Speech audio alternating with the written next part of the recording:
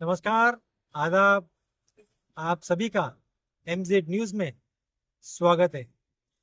आज हम एक गंभीर विषय लेके आपके पास आए हैं। मेरे जो बगल में जो नाला चल रहा है, ये नवगर मानिकपुर का ये नाला है। जो शहर का जितना भी पानी जो निकलता है, मलमूत्र जो भी निकलता है या फिर वेस्टेज पानी निकलता है, वो इसी नाले से ये वसई खाड़ी में जाता है। और ये प्रक्रिया अमूमन कई सालों से चलती आ रही है और इस वजह से ये नाला पूरी तरह से प्रदूषित हो गया। आज ये नाले के बाजू में हम लोग हैं, हम यहाँ पर खड़े नहीं रह सकते, इतनी इसकी बदबू आ रही है। और यही प्रदूषित पानी ये खाड़ी में जा रहा है, वसई खाड़ी में जा रहा है।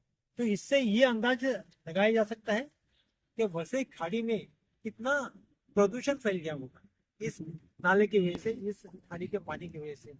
और वहां पर पर्यावरण को कितना तकलीफ हो रही है, या पर्यावरण किस तरह से दिक्कत में आया रहेगा, या फिर पर्यावरण को क्या किस तरह से बचाव करना चाहिए, इसके ऊपर हमें सोचना चाहिए।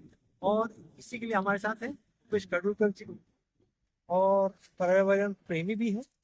और ये इस बारे में कुछ बोलना चाहते थे कि हम हमारे डिस्कशन जब चल रही थी तो उन्होंने 2-3 सुझाव भी दिया था। सर, क्या सुझाव है इसके लिए?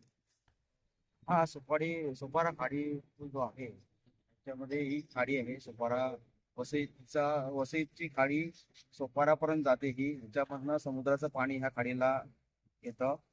त्या खाडीमध्ये महापालिकेचं जे प्रदूषित पाणी आहे, संपूर्ण शहराचं पाणी या खाडीमध्ये येतं. त्या खाडीमध्ये कुठेही ते फिल्टरेशनसाठी कुठेही प्लांट नाही किंवा काही महापालिका प्रशासनाने त्याच्यासाठी काही प्रयत्न केलेले नाहीत. ह्या प्रदूषणामुळे फार म्हणजे दुर्गंधी येत आहे. हे प्रदूषित पाणी कशा प्रकारे महापालिका त्याची विल्हेवाट लावू शकते किंवा फिल्टरेशन करू शकते, ह्या बाबीकडे त्यांनी लक्ष द्यायला पाहिजे. वसई खाडीत हे पाणी जातंय, तर तिथे पण त्या जलचर असेल किंवा तिथे छोटी छोटी मासे वगैरे असतात किंवा तिथे मँग्रोव्ह असतात, त्यांना त्रास होणार आहे। याच्यावरती महापालिकेने लक्ष दिलं पाहिजे की नाही? 100% लक्ष दिलं पाहिजे त्यांनी, कारण ही खाडी आहे ह्याच्या सभोवताली जी पूर्वी मँग्रोव्ह होती, पिवरांची झाडं होती, आज एकही झाड दिसत नाही.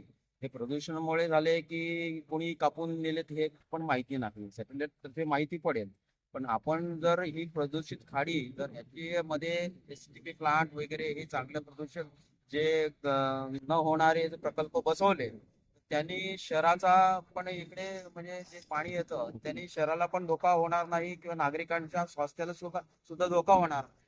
म्हणून महापालिकेने याच्यावरती लक्ष दिलं पाहिजे आणि ही त्वरित उपाययोजना त्यांनी केली पाहिजे.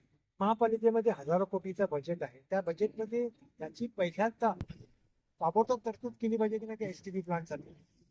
बजेटमध्ये तरतूद केली पाहिजे. जशी नालेसफाई करता त्याच्या अगोदर फिल्टरेशन प्लांट बसवला पाहिजे, की जेणेकरून नालेसफाई नाल्यामध्ये येणारा कचरा हा तिथे होणार नाही आणि पाणी प्रदूषित होणार नाही.